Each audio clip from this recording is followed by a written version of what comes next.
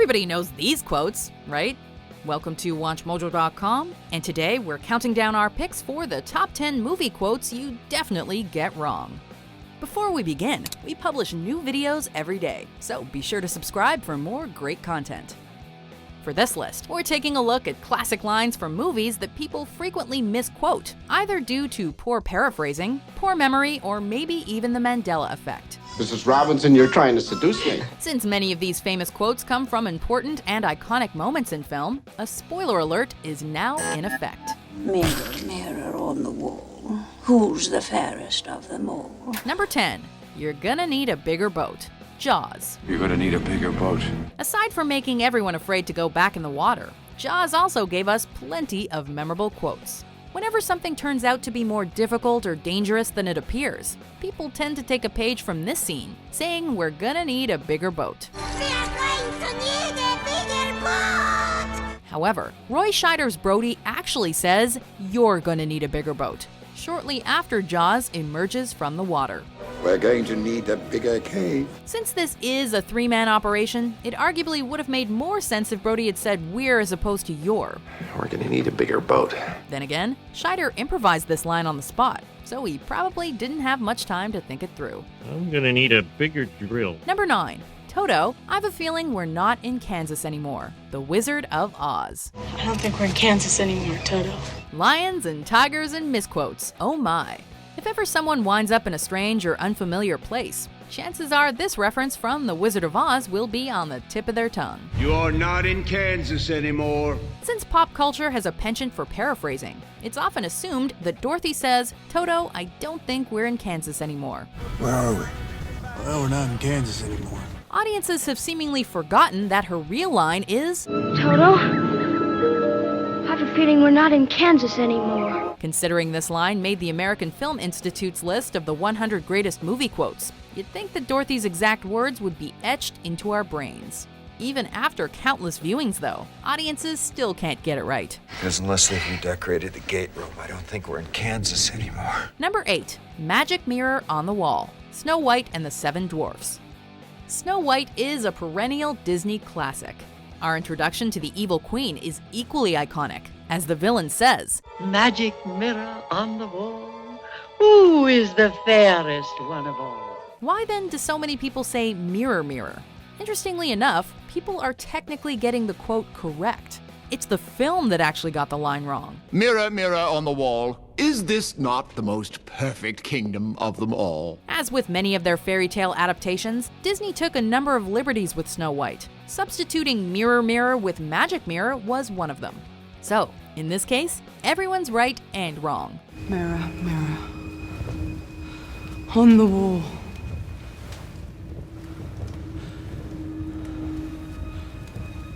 Who's the fairest of them all? Number 7. If you build it, he will come. Field of Dreams. If you build it. If ever someone needs to foreshadow something in an ominous or bizarre way, this is a favored misquote. In the film, Kevin Costner's Ray builds a baseball field after a mysterious voice says, "If you build it, they will come." At least that's what most people think the voice says. If you build it, they will come? Field of Dreams. No? The actual quote is, If you build it, he will come. the individual the voice is speaking of plays a pivotal role in the film's touching finale. Seeing how Ray's field attracts multiple people, though, we can definitely see why this quote is often misinterpreted. Or this is some kind of weird, if you build it, they will come moment. Number 6. Mrs. Robinson, you're trying to seduce me. The Graduate. Mr. Finch, are you trying to seduce me? The Graduate is a seminal film with a lot of iconic moments, including this one. Contrary to popular belief, however, Benjamin doesn't ask, "Mrs. Robinson, are you trying to seduce me?" The real quote is, Mrs. Robinson, you're trying to seduce me. Aren't you? The misquote combines the accusation with the subsequent question, which, like a few of our other entries, just gets the gist across. Are you trying to seduce me? Besides getting the particulars of the quote wrong, a lot of people also forget that Mrs. Robinson denies attempting to seduce Benjamin immediately afterwards. Mrs. Robinson, are you trying to seduce me? Did you just call me Mrs. Robinson? Number 5. Play It, Sam. Casablanca. Play it, Sam. Even if you've never seen Casablanca, there's little doubt that you've seen countless parodies of the film in popular culture. Oddly enough, though, every parody seems to get this quote wrong. Play it again, Sam. The exact words "play it again, Sam" are never said in Casablanca, despite the phrase's popularity with everyone from Woody Allen to Tony Bennett. Play it again, Sam. Additionally, although usually associated with Humphrey Bogart's Rick, the real quotes, which are variations on "Play It" and "Play It, Sam," are split between Rick and Ingrid Bergman's Ilsa. But hey. You'll always have Paris. Number 4. Good evening, Clarice. The Silence of the Lambs. Hello, Clarice. Who's Clarice? Clarice Starling's interactions with Hannibal Lecter are among the creepiest moments in cinematic history. Believe it or not, though, the imprisoned cannibal never says, "Hello, Clarice," in The Silence of the Lambs. The real quote is, "Good evening, Clarice." Which leads us to believe that most people have generalized the greeting to make it easier to reference at any time of day. Granted, there is a scene in the 2001 sequel where Dr. Lecter says, hello, Clarice." Yet it's safe to assume that everyone associates this line with the original film. Hello, Clarice. Number 3. Scotty, beam us up. The Star Trek franchise. Scotty, beam us up fast. A catchphrase that's never been said by anyone. Most illogical. Wouldn't you agree, Mr. Spock? Most illogical.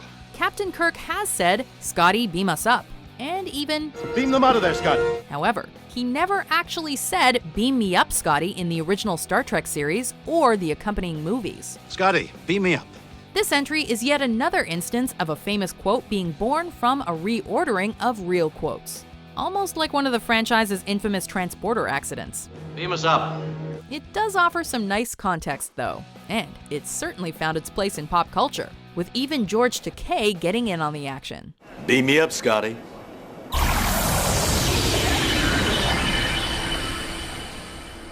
Number 2. Do I Feel Lucky? Dirty Harry. Do you feel lucky? Clint Eastwood's titular Dirty Harry Callahan makes an incredibly tense and badass speech in his first film, and variations on it in several sequels. He caps off the speech by saying, "You've got to ask yourself one question. Do I feel lucky? Well, do you, punk?" Whenever the scene is parodied in movies, though, people usually just say, "Do you feel lucky, punk?" You feeling lucky, punk? Easy, Ironhide. It's definitely understandable why people have paraphrased this, to create something that rolls off the tongue or growls between the teeth easier. Do you feel lucky, punk? But hey, at least Jim Carrey got it right, mostly. Now you have to ask yourself one question. Do I feel lucky? Well, do ya, punks? Before we get to our top pick, here are some honorable mentions. Fasten your seatbelts. It's going to be a bumpy night. Badges? We ain't got no badges. We don't need no badges. I don't have to show you any stinking badges. Better not come any closer. Jane. Tarzan. Jane. Tarzan. Jane. Tarzan. Number 1. No, I Am Your Father. Star Wars Episode 5, The Empire Strikes Back. Remember that shocking moment when Darth Vader said the immortal words, "Luke, I am your father"? Well, guess what? He actually says, "No, I am your father." The probable cause of this misquote is twofold. Part of it is the need for context. "I am your father" is a fairly general phrase, but when somebody says, "Luke, I am your father," it's clear that they're referencing The Empire Strikes Back. Luke, I am your father. The line has also been misquoted for satirical purposes. Parodies of this scene will typically replace Luke with another character's name. Austin.